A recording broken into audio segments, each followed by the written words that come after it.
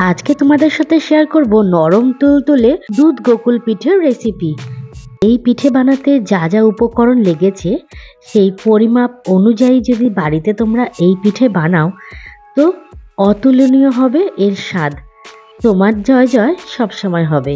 বেশি দেরি না করে চলো তাহলে শুরু করা যাক। তো ওয়েলকাম টু মাই চ্যানেল। আমার নতুন আর একটা ভিডিওতে তোমাদের সবাইকে স্বাগত। সবার প্রথমে দরকার একটা শুকনো কড়াই। তো আমিও আমার গ্যাসের মধ্যে শুকনো কড়াইটা বসিয়ে দিয়েছি, তবে গ্যাস কিন্তু এখনও চালু করিনি। এখানে আমি 3 কাপের মতো নারকেল কোড়া নিয়ে নিয়েছি। তার মধ্যে দিয়েছি 150 গ্রামের মতো গুড়। তোমাদের হাতের সামনে যেই গুড়টা থাকবে তোমরা সেটাই দিও। আমি তারপরে এখানে দিয়েছি সামান্য একটু লবণ দিয়ে এবার গ্যাসটাকে অন করে দিয়েছি, কিন্তু ফ্লেমটাকে লো টু মিডিয়াম রেখেছি। বেশি হাই ফ্লেমে দিয়ে দিলে গুড়টা বেশি পাক হয়ে গেলে পরে সেই পুরটা কিন্তু খেতে স্বাদ হবে না আর ভালো লাগবে না। তাই এখানে একটু লো ফ্লেম করে আমি দিয়ে দিয়েছি। আর একটা ভিডিও স্কিপ হয়ে গেছে, এখানে আমি প্রায় 4 থেকে 5টা এলাচ একটু কুটে তারপর দিয়ে দিয়েছি। এই পুরটা রেডি করার সময় অনবরত কিন্তু মিশ্রণটাকে নাড়াচাড়া করতে হবে, তা না হলে কিন্তু তলায় ধরে যেতে পারে। তারপর আমি এখানে দিয়েছি প্রায় 200 গ্রামের মতো মাওয়া, যেটাকে খোয়া ক্ষীর বলে। তোমরা এটাকে স্কিপ করতেই পারো, আমি স্বাদটাকে বাড়ানোর জন্য মাওয়াটা অ্যাড করেছি। মাওয়াটাকে বা খোয়া ক্ষীরটাকে আমি একটু ছোট ছোট টুকরো করে দিয়েছি। এটা তো গরমের তাপে গলেই যাবে, তারপরেও আমি এরমভাবেই দিয়েছি। তারপরে দিয়েছি 4 চামচের মতো আমুল দুধের গুঁড়ো। দুটো যে উপকরণ আমি লাস্টে দিলাম, খোয়া ক্ষীর আর আমুল দুধ, এটা তোমাদের যদি মনে হয় তোমরা নাও দিতে পারো, এটা সম্পূর্ণরূপে অপশনাল। তবে দিলে এর স্বাদটা কিন্তু 2 গুণ না 3 গুণ বেড়ে যাবে। আমুল দুধ দিলে পরে এই মিশ্রণটা অনেকটা আঠালো ভাব চলে আসবে, তবে অনবরত কিন্তু নাড়াচাড়া করে নিতে হবে। এইবার আমার পুরটা পুরোপুরি রেডি হয়ে গেছে, তোমরা দেখলেই বুঝতে পারবে, কারণ কড়াই থেকে একদমই উঠে আসছে। এই পুরটা রেডি করার পরে এই পুরটাকে আমি এখন ঠান্ডা করতে দেব। একটা অন্য প্লেটের মধ্যে ঢেলে নেব। শুকনো একটা প্লেটের মধ্যে আমি পুরগুলোকে ভালো মতো ছড়িয়ে ছড়িয়ে রেখে দিচ্ছি, যাতে পুরগুলো খুব তাড়াতাড়ি ঠান্ডা হয়ে যায়।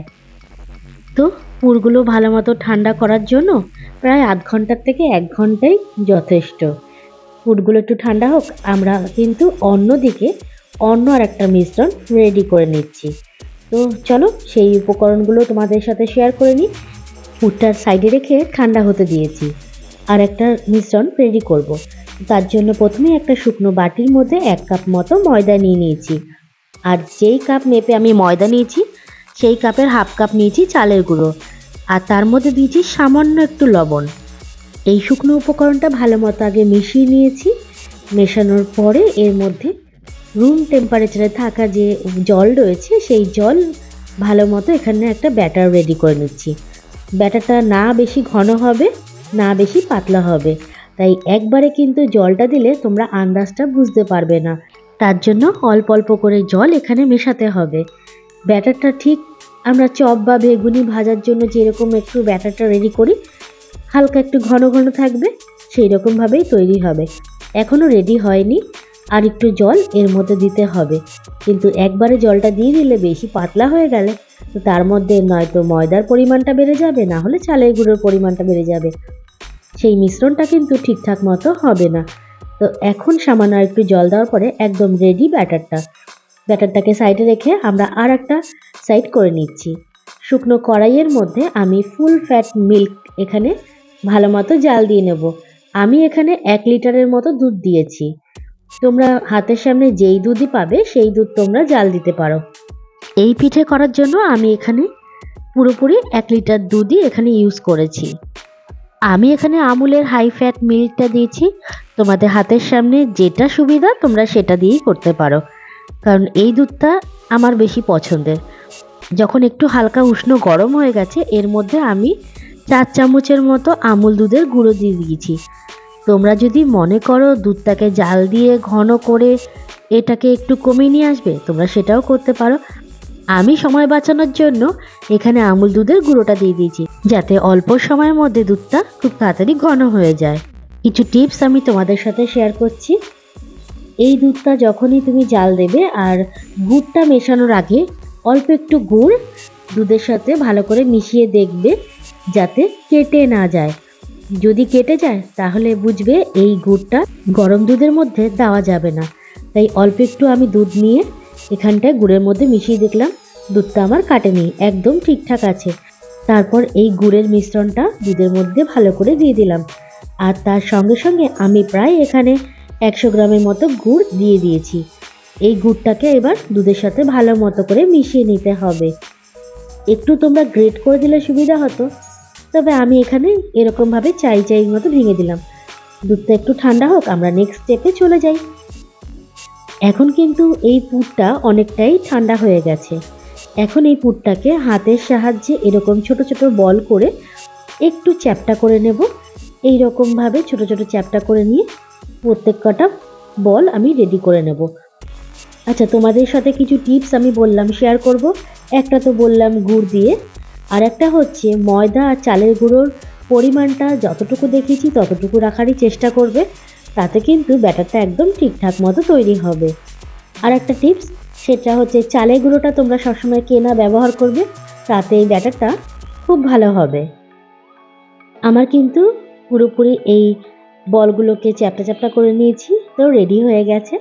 এখন আর একটা শুকনো কড়াইয়ের মধ্যে আমি কিছুটা রিফাইন্ড অয়েল দিয়ে দিয়েছি। এই পিঠেটা ভাজার জন্য রিফাইন্ড অয়েলটাই ব্যবহার করবে। তো এই টিপসগুলো যদি মাথায় রাখো তাহলে কিন্তু খুব সহজেই এই পিঠে বানাতে পারবে। তারপরে একটা একটা করে এই পুরগুলোকে নিয়ে আমি যে ব্যাটারটা রেডি করেছিলাম কাঁটা চামচের সাহায্যে সেই ব্যাটারগুলোর মধ্যে চুবিয়ে এক্সেস যে ব্যাটারটা থাকবে সেটাকে ভালো করে ছেঁকে নিচ্ছি। কাঁটা চামচের সাহায্যে দিয়ে কড়াইয়ের মধ্যে দিয়ে দিয়েছি। প্রথম টিপে আমি 3টে দিয়েছি, কারণ ফ্লেমটা অনেক সময় হাই হয়ে যেতে পারে, অনেক সময় তেলটা ঠিকমতো গরম নাও হতে পারে, তাই আমি অল্প করে দিয়েছি। তারপরে যে পিঠেগুলো রেডি করেছি সেগুলো একদম পারফেক্ট হয়েছে। এই রকমভাবে আমি কিন্তু এপিট ওপিট করে এক এক পিঠ 1.5 থেকে 2 মিনিটের মতো রেখে ভেজে তুলে নিয়েছি। বেশি কড়া করে ভাজাটা চলবে না, তার কারণ বেশি কড়া করে ভাজলে দুধের মধ্যে দিলে তখন তো একটু নরম লাগবে, কিন্তু যখনই ঠান্ডা হয়ে যাবে তখন কিন্তু এটা শক্ত হয়ে যাবে। তাই 1.5 থেকে 2 মিনিট একদম ঠিকঠাক আছে। তো আমি এরমভাবে 3 থেকে 4 বার অল্প অল্প করে দিয়ে 4টে 5টা দিয়ে বা 5টা 6টা দিয়ে ভেজে নিয়েছি। যেই রকমভাবে তুমি অয়েলটা দেবে সেই অনুযায়ী তুমি ভেজে নেবে।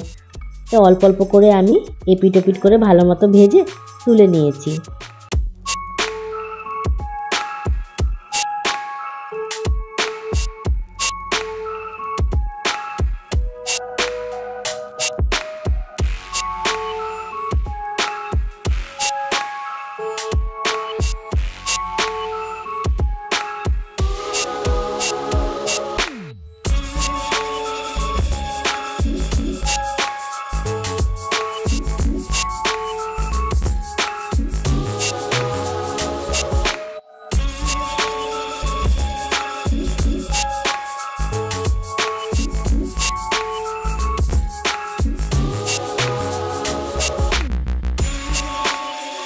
আমার কিন্তু এক এক করে অনেকগুলো ব্যাচ কিন্তু চলে গেছে কড়াইয়ের মধ্যে।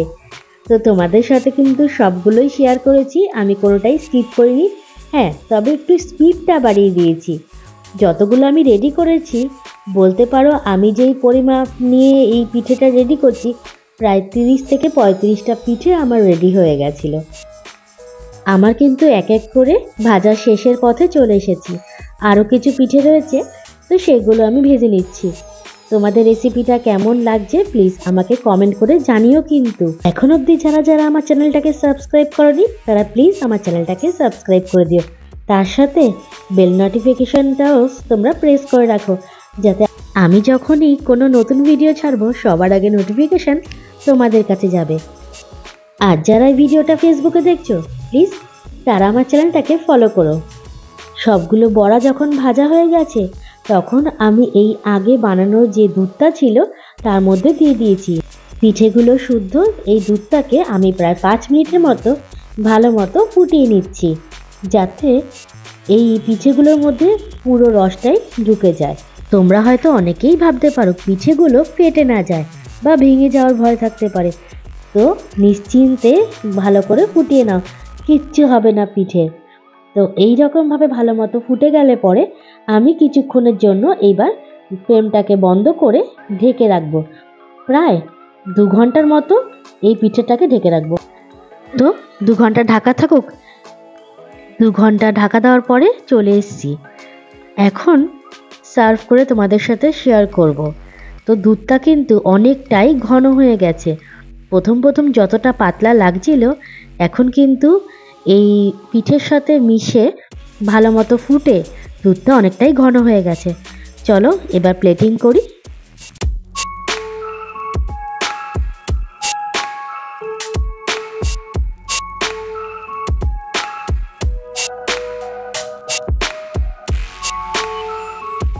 এই পিঠেটা রেডি করার পরে আমি ওপর থেকে কিছুটা পেস্তা কুচি দিয়ে দিয়েছি। এটাও অপশনাল, তোমরা চাইলে দিতে পারো, না চাইলে নাও দিতে পারো। আমি এর স্বাদটাকে আরও বাড়ানোর জন্য পেস্তা দিয়েছি। তোমরা যদি চাও অন্য কোনো বাদাম তোমরা এর ওপরে কুচি কুচি করে দিতেই পারো, আর না দিলেও এর স্বাদে কিন্তু কোনো কমতি হবে না।